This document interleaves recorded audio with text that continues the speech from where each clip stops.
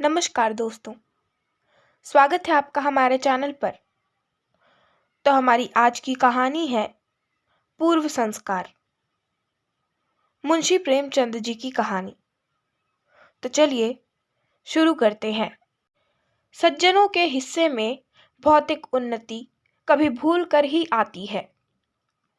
राम टहल विलासी, दुर्व्यसनी, चरित्रहीन आदमी थे, पर सांसारिक व्यवहारों में चतुर, सूद ब्याज के मामले में दक्ष और मुकदमे अदालत में कुशल थे। उनका धन बढ़ता था। सभी उनके असामी थे। उधर उन्हीं के छोटे भाई शिव टहल साधु भक्त, धर्मपरायण और परोपकारी जीव थे। उनका धन घटता जाता था। उनके द्वार पर 2-4 अतिथि बने रहते थे। बड़े भाई का सारे मोहल्ले पर दबाव था। जितने नीच श्रेणी के आदमी थे, उनका हुक्म पाते ही फौरन उनका काम करते थे। उनके घर की मरम्मत बेगार में हो जाती। ऋणी कुंजड़े साग भाजी भेंट में दे जाते। ऋणी ग्वाला उन्हें बाजार भाव से ड्योढ़ा दूध देते। छोटे भाई का किसी पर रौब ना था। साधु संत आते और इच्छा पूर्ण भोजन करके अपनी राह लेते। 2-4 आदमियों को रुपए उधार दिए भी तो सूद के लालच से नहीं, बल्कि संकट से छुड़ाने के लिए। कभी जोर देकर तगादा ना करते कि कहीं उन्हें दुख ना हो।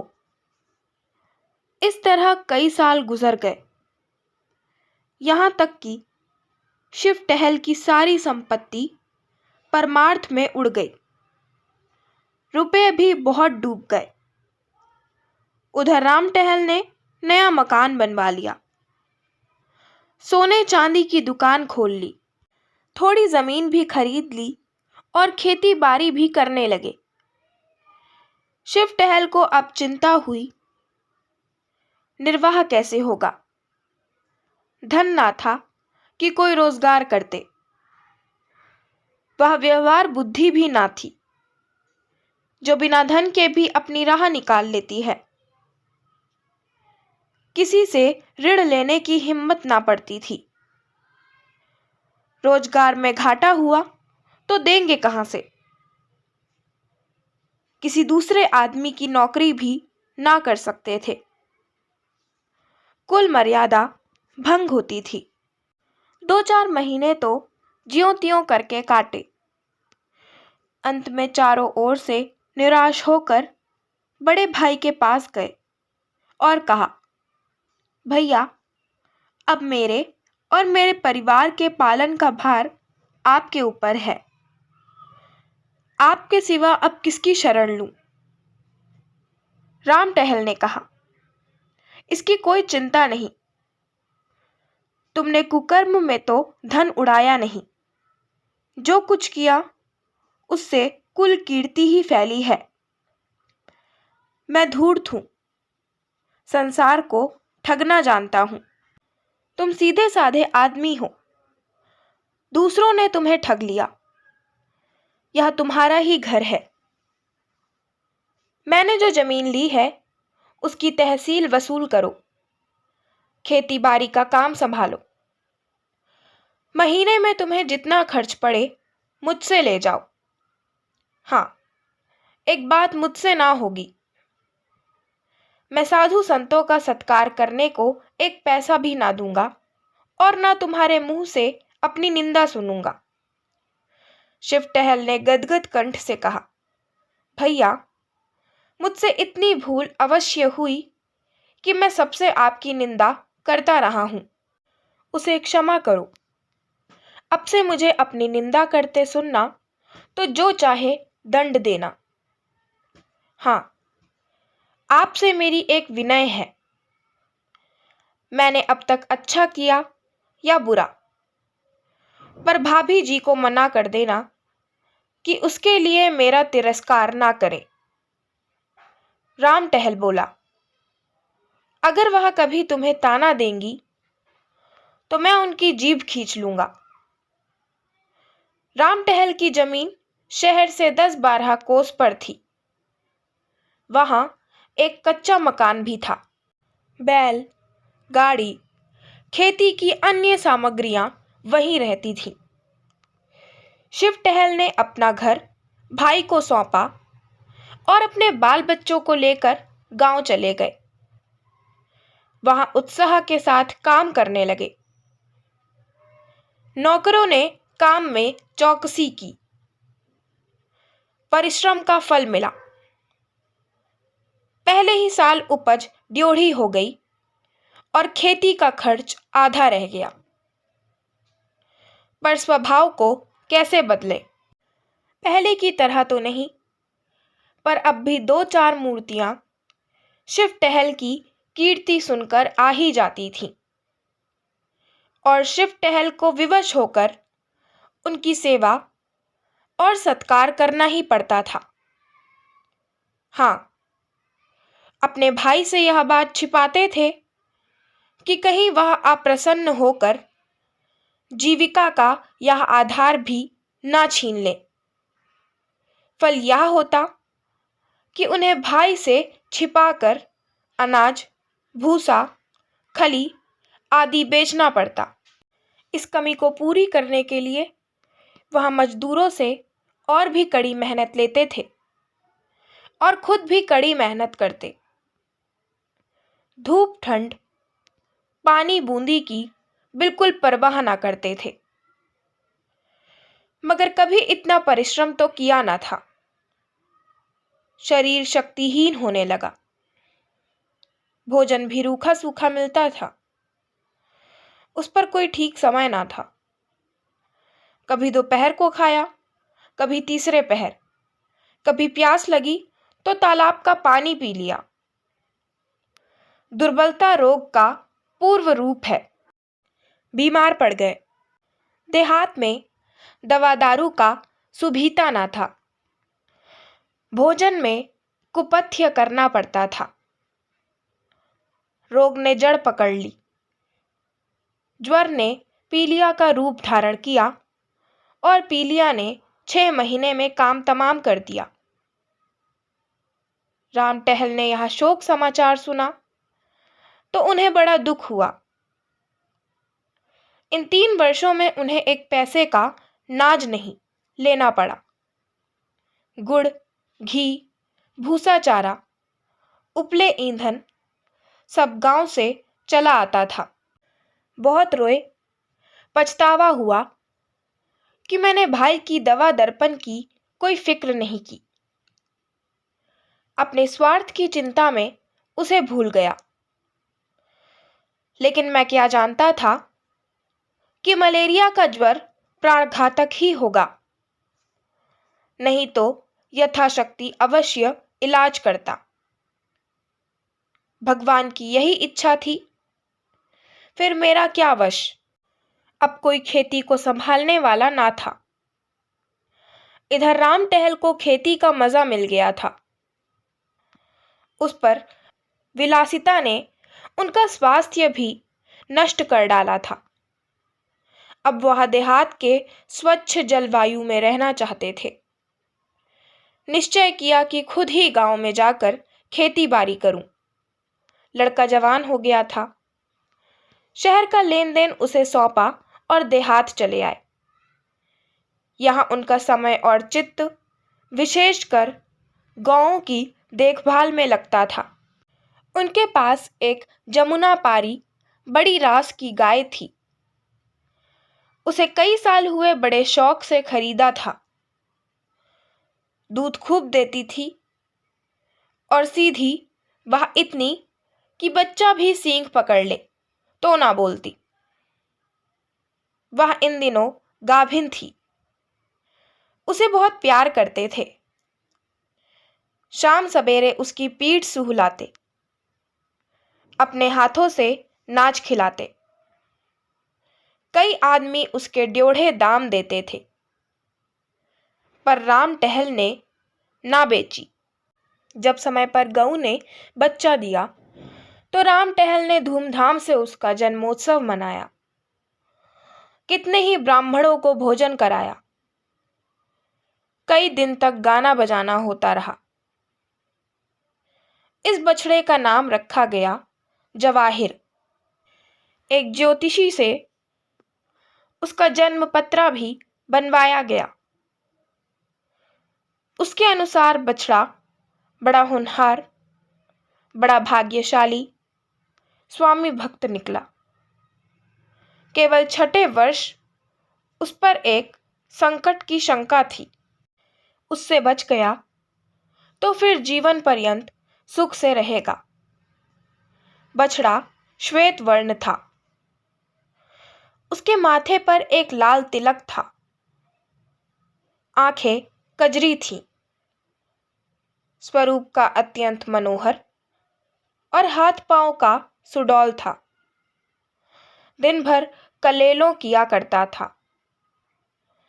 राम टहल का चित्त उसे छलांगे भरते देखकर प्रफुल्लित हो जाता था। वह उनसे इतना हिल मिल गया कि उनके पीछे पीछे कुत्ते की भांति दौड़ा करता था। जब वह शाम और सुबह को अपनी खाट पर बैठकर असामियों से बातचीत करने लगते तो जवाहिर उनके पास खड़ा होकर उनके हाथ या पांव को चाटता था।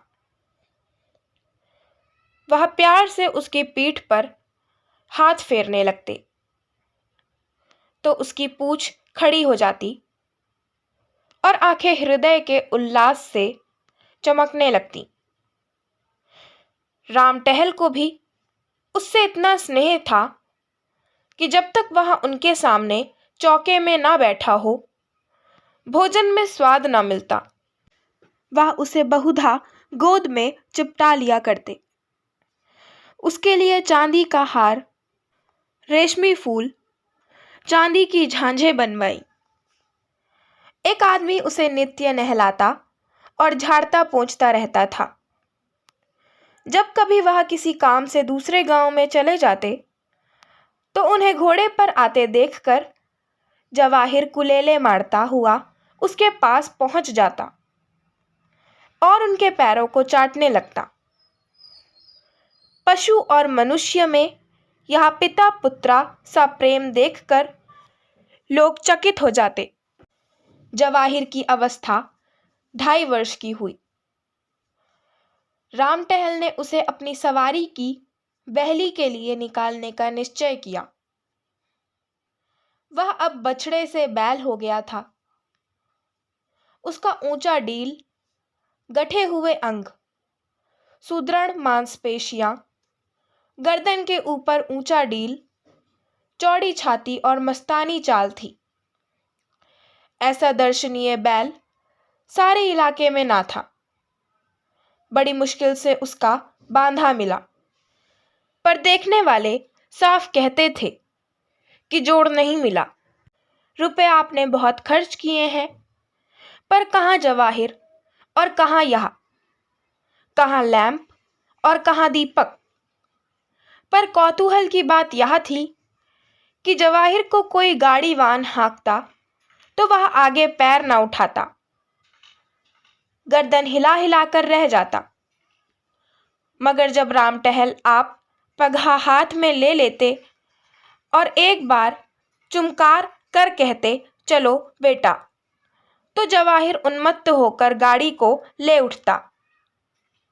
2-2 कोस तक बिना रुके एक ही सांस में दौड़ता चला जाता। घोड़े भी उसका मुकाबला ना कर सकते।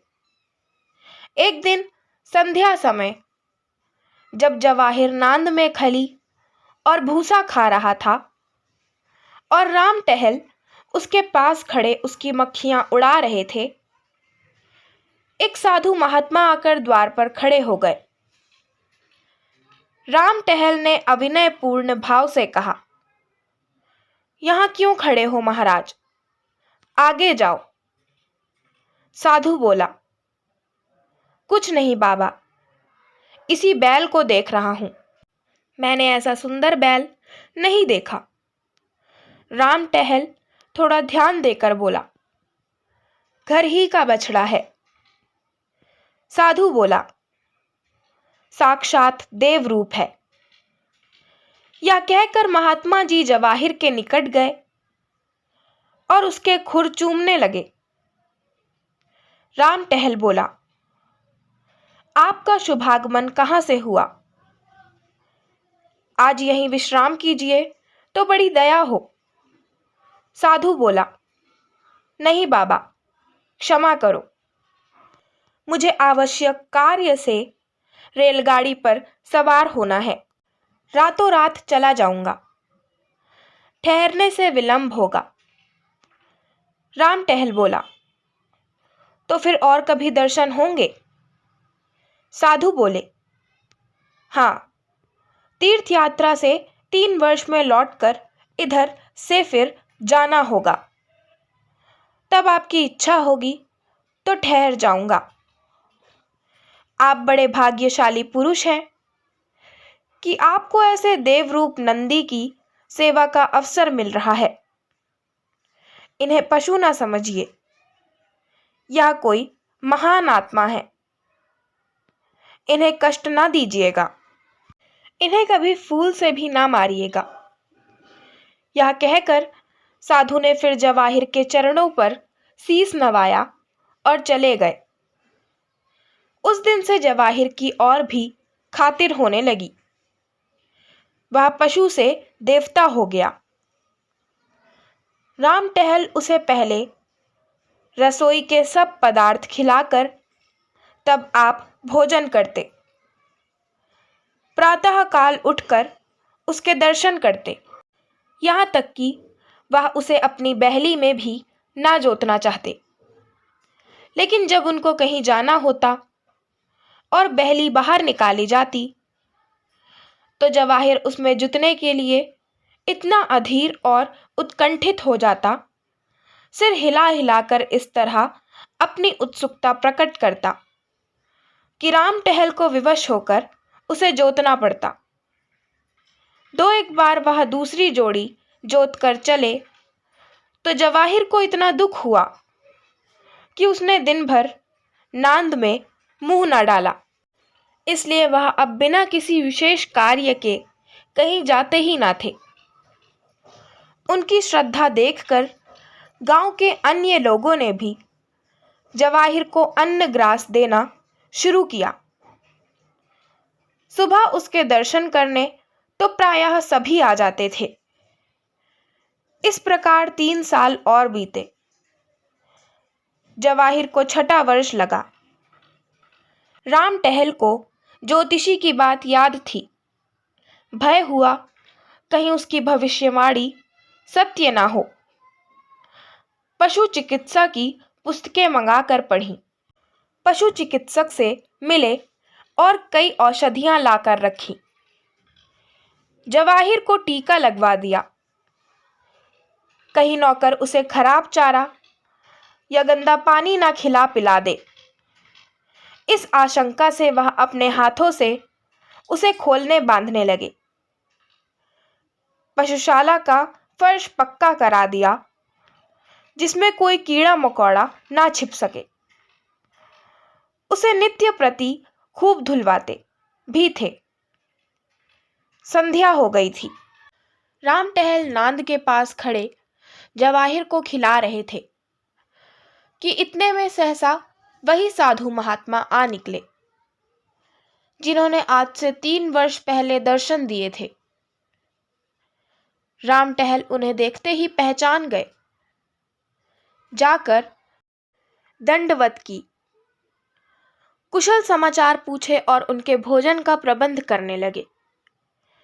इतने में अकस्मात जवाहिर ने जोर से डकार ली और धम से भूमि पर गिर पड़ा। राम टहल दौड़े हुए उसके पास आए। उसकी आंखें पथरा रही थीं। पहले एक स्नेहपूर्ण दृष्टि उन पर डाली और चित हो गया। राम टहल घबराए हुए घर से दवाएं लाने दौड़े। कुछ समझ में न आया कि खड़े खड़े इसे हो क्या गया। जब वह घर में से दवाइयां लेकर निकले तब जवाहिर का अंत हो चुका था। राम टहल शायद अपने छोटे भाई की मृत्यु पर भी इतने शोकातुर ना हुए थे। वह बार बार लोगों के रोकने पर भी दौड़ दौड़ कर जवाहिर के शव के पास जाते और उससे लिपट कर रोते।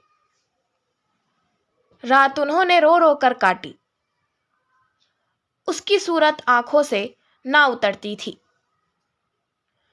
रह रह कर हृदय में एक वेदना सी होती और शोक से विह्वल हो जाते। प्रातःकाल लाश उठाई गई, किंतु राम टहल ने गांव की प्रथा के अनुसार उसे चमारों के हवाले नहीं किया। यथाविधि उसकी दाह क्रिया की, स्वयं आग दी, शास्त्रानुसार सब संस्कार किए। 13वें दिन गांव के ब्राह्मणों को भोजन कराया गया। उक्त साधु महात्मा को उन्होंने अब तक नहीं जाने दिया था। उनकी शांति देने वाली बातों से राम टहल को बड़ी सांत्वना मिलती थी। एक दिन राम टहल ने साधु से पूछा, महात्मा जी, कुछ समझ में नहीं आता कि जवाहिर को कौन सा रोग हुआ था। ज्योतिषी जी ने उसके जन्म पत्रा में लिखा था कि उसका 6ठा साल अच्छा ना होगा, लेकिन मैंने इस तरह किसी जानवर को मरते नहीं देखा। आप तो योगी हैं, यह रहस्य कुछ आपकी समझ में आता है? साधु बोले, हाँ, कुछ थोड़ा थोड़ा समझता हूं। राम टहल, कुछ मुझे भी बताइए, चित्त को धैर्य नहीं आता। साधु बोले, वह उस जन्म का कोई सच्चरित्र साधु भक्त परोपकारी जीव था। उसने आपकी सारी संपत्ति धर्म कार्यों में उड़ा दी थी। आपके संबंधियों में ऐसा कोई सज्जन था? राम टहल बोले, जी महाराज, था। साधु बोले, उसने तुम्हें धोखा दिया, तुमसे विश्वासघात किया। तुमने उसे अपना कोई काम सौंपा था। वह तुम्हारी आंख बचाकर तुम्हारे धन से साधु जनों की सेवा सत्कार किया करता था। राम टहल बोला, मुझे उस पर इतना संदेह नहीं होता। वह इतना सरल प्रकृति, इतना सच्चरित्र मनुष्य था कि बेईमानी करने का उसे कभी ध्यान भी नहीं आ सकता था। साधु बोले, लेकिन उसने विश्वासघात अवश्य किया, अपने स्वार्थ के लिए नहीं, अतिथि सत्कार के लिए सही, पर था वह विश्वासघाती। राम टहल बोला, संभव है दुर्वस्था ने उसे धर्म पथ से विचलित कर दिया हो। साधु बोले, हाँ, यही बात है। उस प्राणी को स्वर्ग में स्थान देने का निश्चय किया गया, पर उसे विश्वासघात का प्रायश्चित कराना आवश्यक था। उसने बेईमानी से तुम्हारा जितना धन हर लिया था, उसकी पूर्ति करने के लिए उसे तुम्हारे यहाँ पशु का जन्म दिया गया। यह निश्चय कर लिया गया कि 6 वर्ष में प्रायश्चित पूरा हो जाएगा। इतनी अवधि तक वह तुम्हारे यहाँ रहा। ज्यों ही अवधि पूरी हो गई, त्यों ही उसकी आत्मा निष्पाप और निर्लिप्त होकर निर्वाण पद को प्राप्त हो गई। महात्मा जी तो दूसरे दिन विदा हो गए, लेकिन राम टहल के जीवन में उसी दिन से एक बड़ा परिवर्तन देख पड़ने लगा। उनकी चित्त वृत्ति बदल गई। दया और विवेक से हृदय परिपूर्ण हो गया। वह मन में सोचते, जब ऐसे धर्मात्मा प्राणी को जरा से विश्वासघात के लिए इतना कठोर दंड मिला, तो मुझ जैसे कुकर्मी की क्या दुर्गति होगी। यह बात उनके ध्यान से कभी न उतरती थी। आशा करती हूँ आपको हमारी आज की कहानी पूर्व संस्कार पसंद आई होगी। अगर आपको हमारी आज की कहानी पसंद आई हो तो हमारे चैनल को सब्सक्राइब करें, वीडियो को लाइक करें और बेल आइकन दबाना ना भूलें। धन्यवाद।